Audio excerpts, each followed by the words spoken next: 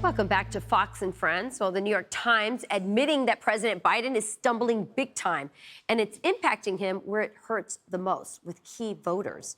Now 63% of Hispanics support Biden, a 6% drop since June. But as the border crisis continues, some are wondering, will Latino and Hispanic communities ever restore their faith in him? Here to react is the Libre Initiative President, Daniel Garza. Daniel, welcome to Fox and Friends. Good morning, Rachel. How are you? Good. So we know that his numbers are dropping with Hispanics. You actually live in a border community. Do you think those numbers are even lower there in some of those crucial states? Rachel, I wouldn't be surprised. I mean, I see this as a continuation of really, I think, the center-left bleeding Latino voters. And honestly, with what's going on with the spending, the loss of control and order at the border, this debacle of a withdrawal in Afghanistan, and of course, you know, the spikes in inflation. Look, I wouldn't be surprised if this Biden administration actually was responsible for a watershed moment in which Democrats probably lose these Latino voting majorities that they've benefited from for so many decades.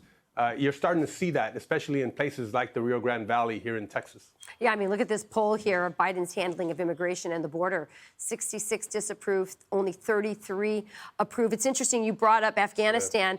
I remember my dad became a conservative, a Republican, because he was in the military. A lot of Hispanics join the military. It's a pathway up to the American dream and to the middle class. And so, you know, they see what happened in Afghanistan. That's obviously a turnoff for many Hispanics who have military families. Same with the Border Patrol. But let's talk a little bit about inflation. Hispanics tend to have larger families than other demographics. Inflation's hurting us, and also the regulations that we're seeing in this giant spending bills that they're trying to pass right now.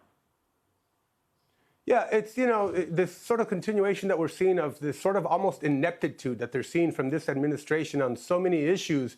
And almost an indifference to the hardship that so many are facing. Look, Latinos across the country, like you mentioned, care about economic issues because they're blue collar, they're working class, right? And they kind of see now this administration as an antagonist, as one who actually is inducing the hardship, not as a friend.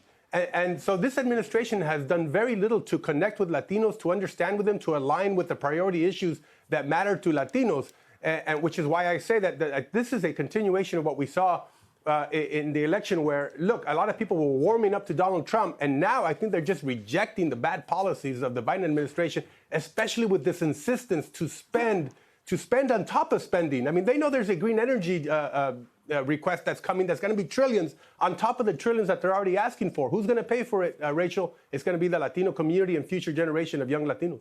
Absolutely. We're going to have you come back, Daniel, because we ran out of time, and I was going to ask you about socialism, which, as you know, Hispanics, Venezuelans, Cubans, many Central Americans see that as a big problem that's happening. No. It's right, a hard no. Exactly. Thank you. All right, Daniel, so great talking to you as always. Take care, Rachel. You too.